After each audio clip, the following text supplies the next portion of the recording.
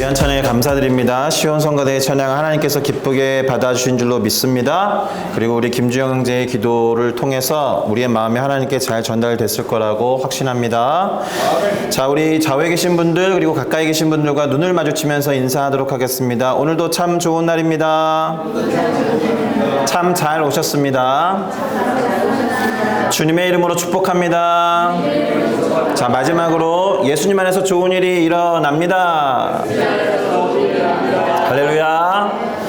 자, 오늘 10월 둘째 주 주일 예배에 오신 싱가포르 순복음교회 성도 여러분, 주님의 이름으로 환영하고 축복합니다.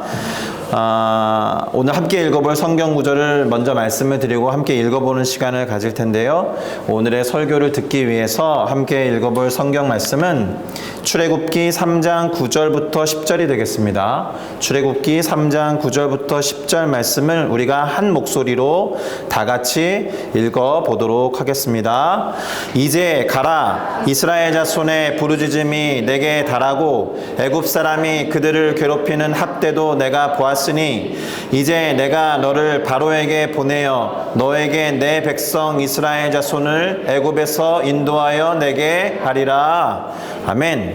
자, 저는 방금 우리가 함께 읽어본 출애굽기 3장 9절부터 10절의 말씀을 가지고 가기만 해라 내가 이룰 테니 라는 제목으로 보내심과 사명이라는 10월 주제와 관련해서 우리들이 갖고 있는 순종에 대한 오해가 있거든요. 그래서 그 오해를 해결해 봄으로써 하나님의 뜻에 순종하여 세상으로 나아가기 위한, 그러니까 하나님의 보내심을 받아서 세상에서 감당해야 되는 사명에 집중하기 위한 그러한 결단과 그 시작을 우리 성도 여러분들과 함께 하고 싶습니다. 그러니 그런 마음을 담아서 결단하는 마음으로 제목을 따라 읽어보면 좋겠습니다. 가기만 해라 내가 이룰 테니. 가기만 해라 내가 이룰 테니. 가기만 해라 내가 이룰 테니. 가기만 해라 내가 이룰 테니. 아멘. 감사합니다. 자, 우리는 말씀드린 바와 같이 이번 10월달을 사명과 보내심이라는 주제로 예배를 하고 있습니다. 오늘이 그 두 번째 시간이고, 그래서 첫째 주였던 지난주에는 이사야 6장에 나와 있었던 이사야 선지자의 이야기를 가지고 그 정체성을 확실히 하는 것, 그리고 우리를 보내신 분에 대한 확신이 사명을 성실하게 수행하는 데에 도움이 된다, 성실하게 수행할 수 있게 만든다, 이런 내용으로 말씀을 나눈 일이 있습니다. 기억하실 거라고 믿습니다. 자, 오늘은 우리가 본문을 이미 읽으셨을 때 알아차렸을 것이라고 생각하는데요. 모세라는 사람에 대한 이야기를 하려고 합니다. 우리가 익히 잘 알고 있는 그 모세 맞습니다. 교회를 다니지 않아도 세상 사람들이 한 번쯤은 들어서 아는 성경의 인물들이 있잖아요. 대표적으로 뭐 다윗도 있고 삼손도 있고 베드로 정도도 아는 것 같아요. 그렇지만 모세도 잘 알 거라고 생각합니다. 그런데 우리가 모세하면 생각하는 위대한 지도자라는 이미지와는 다르게 성경이 기록하고 있는 가장 찌질한 모세를 기록하고 있는 본문이 오늘 이 출애굽기 3장과 4장이 되겠습니다. 제가 감히 위대한 인도자 모세를 찌질하다고 표현을 해서 죄송하지만 제가 그렇게 표현한 이유는 그가 하나님의 명령에 순종하는 것을 매우 주저하고 두려워했기 때문에 그렇습니다. 하나님의 명령에 순종하는 것을 주저하고 망설이는 것을 찌질하다고 표현을 한다고 하면 우리 모두가 다 찌질하겠죠. 예, 그런 생각이 듭니다. 그런데 그도 찌질하고 우리도 찌질한 것은 이 순종에 대한 오해 때문이다라는 그런 생각을 한다라는 거예요. 다시 한번 말씀드립니다. 모세가 그렇게 하나님의 명령에 순종하는 것을 주저하고 망설이고 두려워했던 것은 순종에 대한 오해를 하고 있었기 때문이다라는 생각이 있습니다. 자, 그래서 오늘은 이 모세가 하나님의 명령에 순종하기를 망설이고 주저하고 두려워하면서 그가 어떻게 변명을 대고 핑계를 댔는지를 살펴보려고 합니다. 그러면 아마도 모세뿐만이 아니라 우리가 갖고 있는 그 순종에 대한 오해를 다룰 수 있을 거다라고 생각도 됩니다. 이렇게 그것을 다루는 이유가 무엇이겠습니까? 하나님으로부터 부름을 받은 자로서 부르신 이후에 순종해서 보냄을 받고 세상 가운데서 그 사명을 잘 감당하기 위한 것인 줄로 믿습니다. 자, 이렇게 하기 위해서는 순종이라는 것이 매우 필수적인 것인데 그런 면에서 우리가 갖고 있는 순종에 대한 오해를 없애는 일은 대단히 중요한 일이 될 것입니다. 자, 그럼 하나님이 모세를 부르셔서 명령하신 것이 무엇인지를 먼저 살펴볼 필요가 있는데 그것을 살펴보는 것은 딱히 하지 않아도 되는 것은 설교를 시작하면서 우리가 다 같이 읽었던 그 본문에 포함된 내용이기 때문에 그렇습니다. 그래서 그 출애굽기 3장 9절부터 10절을 다 읽지 않고 명령의 내용만 탁 들어있는 10절만 한 번 더 보도록 하겠습니다. 뭐라고 적혀 있었냐 하면 내가 너를 바로에게 보내어. 바로는 성경상의 바로이지만 우리가 익히 잘 알고 있는 파라오를 말합니다. 이집트의 왕 파라오. 파라오에게 보내어 너에게 내 백성 이스라엘 자손을 애굽 이집트에서 인도하여 내게 하리라 라고 말씀하셨습니다. 그러니까 하나님은 이스라엘 백성을 이집트라는 곳에서 빼내시기로 작정하셨어요. 그들이 부르짖고 힘들어하는 것을 아셨기 때문에 그들의 소리를 듣고 얘네들을 구출해줘야겠다라고 작정하셨습니다. 그리고 그 도구와 수단으로 작정해서 세운 사람이 위대한 지도자 모세라는 거예요. 익히 잘 아는 스토리죠. 자, 그러면 모세가 누구입니까? 이집트의 왕자였어요. 이집트의 왕자. 물론 히브리인이라고도 부르는 이스라엘의 후손이었지만 죽을 위기를 넘기고 우여곡절 끝에 파라오의 딸이었던 이집트 공주에 의해서 물에서 건져냄을 당하죠. 예. 그래서 그의 이름이 물에서 건져냈기 때문에 모세라고 지은 것입니다. 그러니까 사실 이 모세의 원래 이름, 히브리 이름은 우리는 알 수가 없어요. 예. 모세라는 이름을 지은 사람이 물에서 건져낸 공주였을 것이기 때문에 모세의 히브리식 이름은 우리는 정확히 알 수는 없습니다. 어쨌든 모세의 이름은 강에서 건져내어서 왕실 교육을 받았던 왕자였다라는 것입니다. 그런데 우리가 다 익히 들어서 알고 계시겠지만 그가 사람을 죽이고 도망을 친 거죠. 사실 그럴 필요 없었을 수 있습니다. 왕자니까 충분히 그 죄를 사면받을 수 있는 기회가 있었을 텐데 그러기를 원치 않았는지 아니면 모세는 그렇게 모진 사람이 처음부터 되지 못했기 때문에 그 안에 선한 양심이 있었고 또 그 죄책감이 그로 하여금 미디안이라는 땅으로 도망치게 만들었다라는 거예요. 물론 이 모든 것이 하나님의 계획 안에 있었다라는 것을 부인할 수가 없습니다. 어쨌든 그렇게 도망을 쳤고 무려 40년 동안 광야에 묻혀 지냈습니다. 자, 이집트 왕자라고 하는 모세는 더 이상 존재하지 않게 되었죠. 이집트 제국의 왕자가 아니라 그냥 평범한 한 사람으로 광야에 묻혀 지내고 있었고 40년이 지냈기 때문에 그것도 80세에 가까운 할아버지가 되어 있는 상태입니다. 80세의 할아버지를 지금 불러서 막중한 임무를 맡기려는 상황에 있는 거예요. 그런데 그 임무를 수행하기 위해서는 그가 떠나고 그냥 떠나온 것도 아니고 도망쳐 나온 애굽으로 가야 한다라는 거예요. 그냥 가는 것도 쉽지가 않았을 것입니다. 자신이 태어나고 자란 곳이기 때문에 또 엄청나게 고급 교육을 받았기 때문에 한 번쯤 돌아가 볼까 이런 생각을 했을지도 모르겠지만 선뜻 하지 못했을 텐데 게다가 이집트 제국 입장에서 보면 모세는 전과자입니다. 그리고 오늘날 개념으로 따지면 지명수배자일 수도 있습니다. 그리고 공소시효가 있는지는 모르겠지만 공소시효는 지명수배가 되면 계속 연장되는 거 아닙니까? 어찌됐든 모세는 공소시효가 있었다라고 해도 야, 요 공소시효만 지나봐라 내가 다시 돌아가야지 이렇게 생각할 만큼 모진 사람은 아니었다라는 거예요. 그냥 그는 다른 사람으로 살기로 결정하고 지냈습니다. 그랬던 모세에게 이집트로 돌아가라고 하는 거죠. 자, 그럼 하나님의 이 명령에 모세가 어떻게 반응했는지를 한번 살펴보도록 하겠습니다. 첫 번째로 보였던 모세의 반응은 내가 누군데? 라는 거예요. 제가 내가 누구기에? 라고 적어놨지만 현실적인 뉘앙스로 바꾸면 내가 뭔데? 내가 뭐라고? 내가 그 일을 어떻게 감당하라고? 이런 뉘앙스일 거예요. 자, 이 짧은 글 안에 하나님이 모세를 바라보는 시선과 모세가 자기 스스로를 어떻게 생각했는지의 그 시선 사이에 엄청난 차이와 갭이 있습니다. 그 출애굽기 3장 11절을 한번 볼 텐데요. 모세가 하나님께 아뢰되 내가 누구이기에 바로에게 가며 내가 누구이기에 이스라엘 자손을 애굽에서 인도하여 낼 수 있다는 겁니까? 내가 누구인지 아시면서 그런 말씀을 하십니까?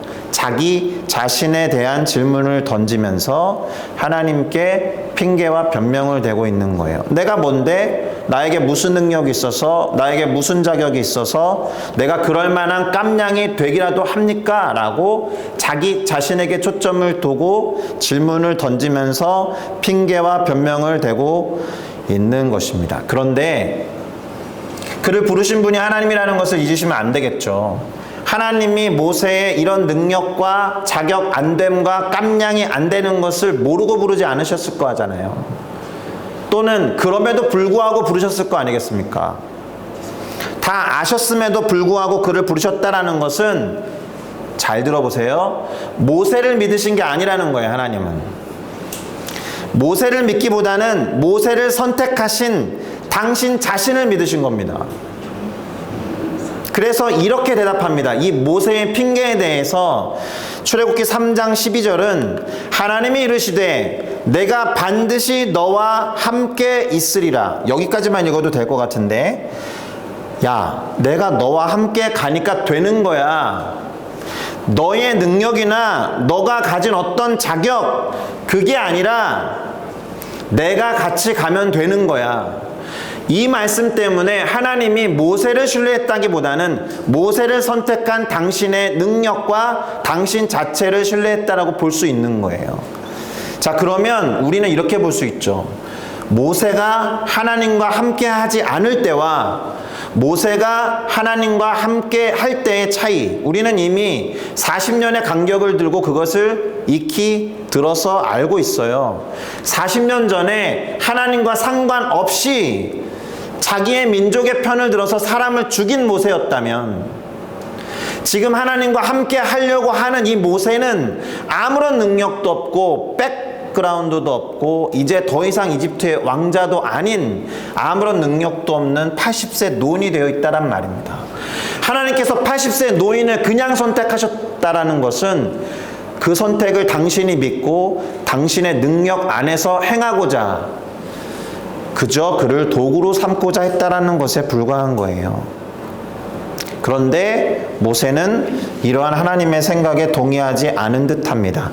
그가 보여주었던 두 번째 반응과 핑계거리를 한번 보도록 할 텐데, 그것은 무엇이냐? 그럼 당신이 누군데요? 이거예요. 첫 번째 핑계는 자기 자신에 관한 질문이었다라면, 두 번째 핑계는 그것에 대한 해답으로 내가 너와 갈 거야 라고 했던 그 하나님, 당신이 누군데요? 라고 질문을 바꿔버린 거예요. 자, 하나님이 야, 그건 중요하지 않아. 네 능력이나 자격은 중요하지 않아. 그걸 따질 필요가 없어. 그럴 필요가 없어. 내가 함께 가면 되니까 라고 답하신 것에 대해서 당신이 누군데요? 이렇게 반문하면서 핑계를 대고 있는 겁니다. 모세가 뭐라고 했는지 3장 13절을 읽어드릴게요. 모세가 하나님께 아뢰되 내가 이스라엘 자손에게 가서 이르기를 너희의 조상의 하나님이 나를 너에게 보내셨다 하면 그들이 내게 묻기를 그의 이름이 무엇이냐 하리니 그럼 내가 당신을 뭐라고 해야 됩니까? 이렇게 질문을 던지면서 핑계를 삼고 있습니다. 지금 모세가 나를 불러서 보내고 있는 하나님이 정말 누군지 궁금해서 던진 질문이 아니다라는 거예요. 자기가 공경을 겪게 될 걸 예상해서 핑계거리로 삼아서 하나님이 누군데요? 라고 묻고 있는 것입니다. 물론 모세가 이렇게 질문을 했기 때문에 우리는 수천 년이 지난 지금 우리가 믿고 있는 하나님의 이름을 알게 돼요. 하나님이 답하신 내용을 같이 한번 보도록 하겠습니다. 3장 14절입니다.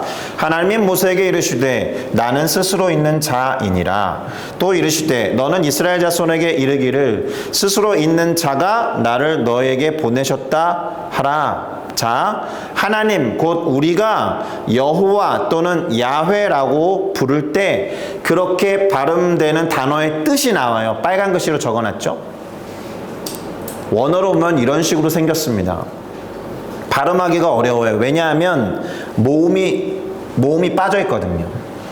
저 네 글자가 다 자음이에요. 영어로 바꾸면 YHWH입니다. 이렇게밖에 안 돼요.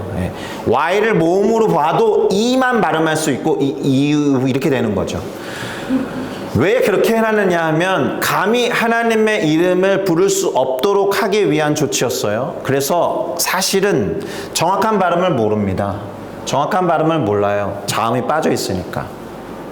모음이 빠져 있으니까. 그 모음을 빌려서 붙인 것이 아예요. 아도나이에서 왔습니다. 주님을 뜻하는 아도나이. 아도나이에서 아자의 도자의 오, 아이에서 아이를 가지고 와서 Y 다음에 W 다음에 O, HW 다음에 Y를 붙여서 야호와이, 야훼 이런 식으로 발음을 하게 된 거예요. 그리고 그 뜻은 영어로 번역해 놓았듯이 I am 또는 I am who I am이라는 뜻입니다. 한국어 성경은 그것을 의역해 놓기를 스스로 있는 자라고 번역해 놓은 것이고요. 자, 하나님께서 최초로 성경에서 스스로 당신의 이름을 introduce himself 하신 겁니다. 그것도 이렇게 저렇게 핑계를 대고 있는 모세라는 사람 앞에서 성경에 최초로 등장하는 하나님의 이름의 출처가 여기 나와요. 자, 그런데 이렇게 말하면 이스라엘 사람들도 못 알아들을 것 같으니까 그들에게 익숙한 설명을 덧붙여 주시기를 15절입니다. 하나님이 또 모세에게 이르시되 너는 이스라엘 자손에게 이같이 이르기를 너희 조상의 하나님 곧 아브라함의 하나님, 이삭의 하나님, 야곱의 하나님께서 나를 너희에게 보내셨다 하라. 이는 나의 영원한 이름이여 대대로 기억할 나의 칭혼이라. 아멘. 자, 모세가 자신에 관한 질문으로 핑계를 대고 그 다음에 지금 자신을 보내겠다라고 하는 하나님에 관한 질문으로 핑계를 댔더니 하나님이 너무나도 친절하게 당신의 이름과 당신이 어떤 존재인지를 알려주고 다시 가라고 하시는 거예요. 아시다시피 모세의 핑계와 변명은 이걸로 그치지 않습니다. 3장이 여기서 대충 끝나는데 4장까지 이어집니다. 그러니까 그 부분을 빠르게 살펴보도록 할 텐데 그 다음으로 모세가 된 핑계는 그들이 나를 믿지 아니할 것입니다 였어요. 참 재밌죠? 처음에는 자기 자신에 관한 질문으로 핑계를 삼고 그 다음에 지금 말씀하시는 하나님에 대한 질문으로 핑계를 삼더니 그 다음에는 자기가 가서 만나야 될 사람들에 대한 질문으로 핑계를 삼는다라는 거예요. 이 다채로운 모세의 핑계와 변명을 보면서 그래서 찌질하다고 생각을 한 거죠. 그러나 누워서 침 뱉기라는 생각이 듭니다. 자, 이에 대해서 하나님은 기적을 보이시면서 모세를 설득하세요. 첫 번째로는 모세가 갖고 있었던 지팡이를 뱀으로 변화시키는 기적을 보여주시고 두 번째는 모세의 손을 품에 넣었다 뺐더니 문둥병에 걸려요.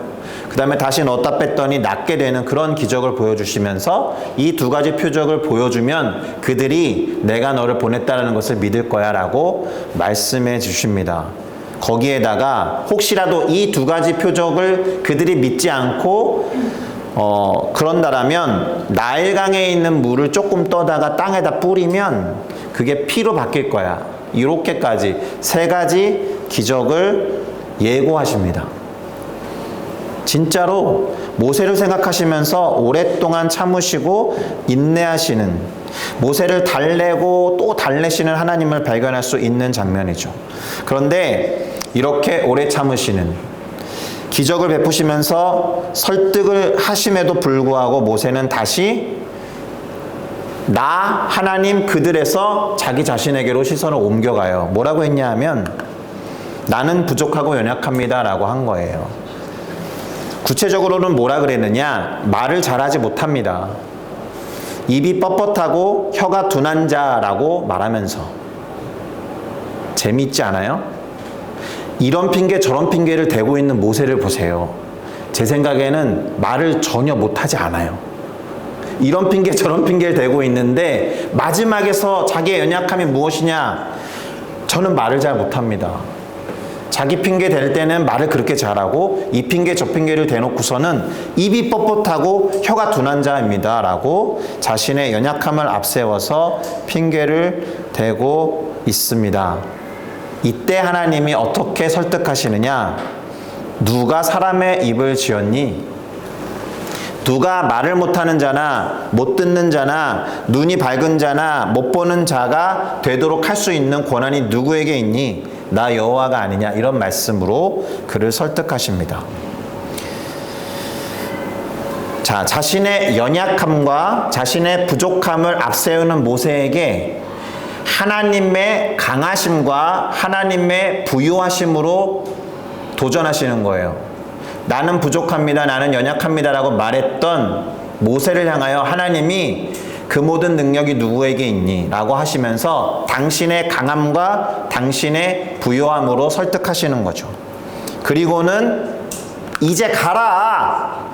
제발 좀 가라. 내가 너의 입과 함께 있어서 할 말을 가르쳐 줄게 하면서 처음의 명령을 반복하십니다. 그런데 우리 모세 형님께서는, 그 위대한 모세님께서는 찌질하게도 제발 주여 보낼 만한 자를 보내소서라고 마지막으로 어떻게 도전하는 거냐? 하나님 당신의 선택이 틀렸습니다 라고 말하는 거랑 같아요. 나는 보낼 만한 자가 아니니까 보낼 만한 자를 보내십시오. 저를 선택하지 마시고 당신의 선택은 잘못된 거니까 보낼 만한 자를 보내십시오 라고 말하는 것과 같아요. 아마도 이 핑계가 하나님으로서는 가장 언짢으셨을 거예요. 끝까지 하나님을 믿지 않는 모습을 모세가 보여주고 있기 때문에 그래요. 지금 모세는 자기 자신을 믿지 않을 뿐만 아니라 하나님을 믿지 않고 있어요. 요것을 한번 정리해서 말씀드리면, 잘 보세요. 자신을 믿지 않는다라는 점에서 겸손한 것처럼 보여요. 자기 능력을 부인하고 나는 못합니다라고 하는 게 겸손한 것처럼 보이지만 하나님을 믿지 않고 있다라는 점에서 이건 엄청난 교만입니다. 잘 기억하세요. 그래서 하나님이 화를 내세요. 드디어 오래 참으시다가 4장 14절에 이르러서 여호와께서 모세를 향하여 노하여 이르시되 레위 사람 너의 형 아론이 있지 아니하냐? 그가 말을 잘하는 것을 내가 알고 있다. 그가 너를 만나러 나올 것이고 그가 너를 볼 때에 그 마음에 이미 기쁠 것이다 라고 말하면서 화는 내셨지만 한 번 더 설득하시면서 아론이라는 돕는 자를 예비하시는 하나님의 면모를 보여주신다라는 겁니다. 자, 이렇게까지 설득을 당하니까 모세로서도 더 이상 핑계를 대거나 변명을 할 수 없었기 때문에 이제서야 결국 애굽으로 향할 채비를 하게 됩니다. 자, 어떻습니까? 하나님이 모세를 부르시고 명령을 내리시면서 그를 보내시기까지 참으로 쉽지 않은 과정과 여정을 겪어왔음을 우리는 보게 돼요. 자, 그렇다고 계속 말씀드리듯이 모세 형님을 뭐라고 할 수는 없습니다. 비록 제가 감히 찌질하다고 했지만 저도 마찬가지였을 것이고 이곳에 있는 우리 모두도 똑같았을 것이라고 생각합니다. 자, 그러고 보면 우리가 믿음의 조상이라고 부르는 아브라함이라는 사람은 참 대단하다는 생각이 듭니다. 살짝 아브라함과 모세를 비교하게 될 텐데 하나님이 그를 부르시고 보내셨을 때 즉시로 순종하는 모습을 볼 수 있기 때문에 그래요. 자, 잠시 즉시로 순종한 아브라함과 관련된 본문을 읽어보고 설교를 마무리하는 작업으로 넘어가겠습니다. 창세기 12장 4절에 보니까 이에 아브라함이 여호와의 말씀을 따라갔고 라고 되어 있거든요. 여호와의 말씀을 따라갔다라는 거는 여호와의 말씀을 들었다는 거죠. 뭐라고 말씀하셨을까요? 12장 1절에 이렇게 적혀 있습니다. 여호와께서 아브라함에게 이르시되 너는 너의 고향과 친척과 아버지의 집을 떠나 내가 내게 보여줄 땅 The land I will show you. 아직 안 보여준 거예요. 아직 제시한 땅도 아니에요. 보여줄 땅으로 가라라고 하는 이 말씀을 따라서 간 거예요. 즉시로 요 말씀을 듣고 움직였던 거예요. 물론 요 다음 구절 때문에 이 사람이 잘 순종한 것처럼 느껴지기도 합니다. 그렇게 하면 딸을 복에 대해서 말씀하셨거든요. 3절과 4절에 2절과 3절에서 이렇게 말씀하셨습니다. 내가 너로 큰 민족을 이루고 내게 복을 주어 네 이름을 창대하게 하리니 너는 복이 될지라. 너를 축복하는 자에게는 내가 복을 내리고 너를 저주하는 자에게는 내가 저주하리니 땅의 모든 족속이 너로 말미암아 복을 얻을 것이라 하신지라. 대단한 축복의 말씀입니다. 아, 내가 이 하나님을 따라가면 이런 축복을 얻게 되겠구나. 이런 결과를 얻게 되겠구나. 그러니 아브라함은 이러한 결과와 축복에 대한 약속 때문에 조금이라도 더 순종하기 쉬웠을 거라는 생각이 들기도 합니다. 정말 그런가? 아브라함은 자신이 순종했을 때의 결과를 이미 알았기 때문에 잘 움직일 수 있었을까요? 그래서 순종하기 쉬웠을까요? 정말 그럴까요? 한편으로는 맞는 말이기도 합니다. 왜냐하면 그 말도 믿어야 하니까. 축복이 보장됐다는 걸 어떻게 믿겠어요? 그러니까는 믿음으로 움직인 것은 맞으니까 이 사람이 믿음의 사람이 맞고 그 너머에 있는 축복에 대해서 이미 알았기 때문에 잘 움직인 것이 맞아 보이기도 합니다. 그런데 모세도 자신이 가서 행할 일과 그 일의 결과가 무엇인지를 들었거든요. 물론 아브라함과 비교는 되지 않습니다. 훨씬 부담스러운 이야기였어요. 자, 이제 어떻게 설교를 마무리하고 싶냐 하면은 처음에 말씀드렸던 순종에 대한 오해에 대해서 말씀을 드리면서 결단을 하고 싶습니다.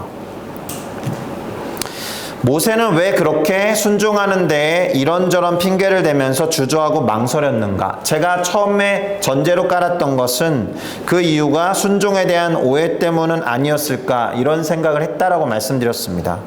자, 그렇다면 이 순종에 대한 오해는 무엇일까요? 그것은 아마도 순종이라는 것이 그 일의 결과나 열매까지도 책임져야 하는, 그 일을 성취해야만 하는, 또 뜻한 바를 이뤄내야만 한다라는 생각까지 생각하는 게 오해라는 거예요. 다시요.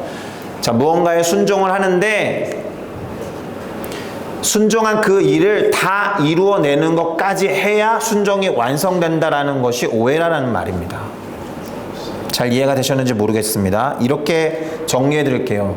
사실 순종이라는 것은 결과에 대한 것이 아니라 그 일의 시작과 과정에 관한 거예요. 이게 왜 중요하냐? 결과와 열매는 하나님 몫이거든요. 다시요. 순종의 결과는 하나님이 이미 예정하신 거예요. 하나님이 다 생각하시고 그 일을 시작하는 도구로 부르셨다라면 순종이라는 것은 그 일의 시작과 과정에 해당하는 이야기다라는 거예요. 어찌 보면 반드시 제대로 이루어질 일에 대한 제시를 하신 거예요, 하나님은. 왜? 하나님이 실패하실 분이 아니니까요. 오히려 우리가 그 일에 순종하지 않고 그 일을 시작하지 않을 때 우리를 통해 하고자 하시는 하나님의 일이 그 완성과 성취가 지연되는 것일 수도 있다라는 거예요. 반드시 될 일인데 우리의 망설임 때문에 시간 문제가 될 수도 있다. 혹시 우리 가운데 순종에 대한 이와 같은 오해를 갖고 있지는 않은지 돌아볼 필요가 있습니다. 순종이 그 일의 시작과 과정에 관한 것이라는 생각을 일단 해보시죠. 그러면 하나님이 원하시는 일을 일단 시작하고 최선을 다하면 되는 거예요. 그 결과를 책임지는 어떤 의무와 책임을 우리 가운데 주시는 분이 아니다라는 것입니다. 그러면 조금 더 순종하기가 수월하지 않을까요? 오히려 결과를 하나님께 맡기고 순종해서 그 일을 시작하고 그 과정에서 끊임없이 하나님을 의지하는 것이 그것이야말로 겸손이 될 거다라고 생각해요. 결과를 책임져야 한다라고 생각하면서 시작하지 않는 것이 교만이고, 마지막으로 이런 말씀을 드리고 싶습니다. 장인은 연장을 탓하지 않는다라는 말이 있어요. 누가 그 연장을 쓰느냐가 중요하다는 말이 될 것입니다. 최고의 장인이신 하나님이 우리같이 부족하고 연약한 도구를 쓰신다라면, 그래서 우리 도구 때문에 실패하시겠습니까?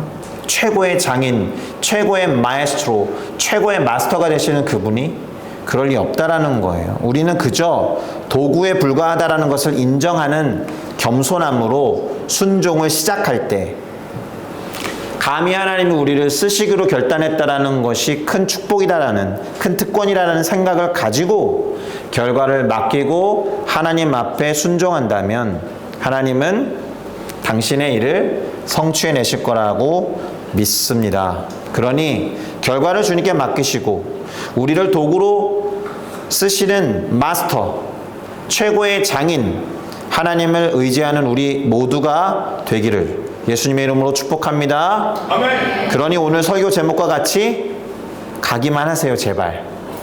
그럼 주님이 이루십니다. 할렐루야. 아멘. 기도하겠습니다.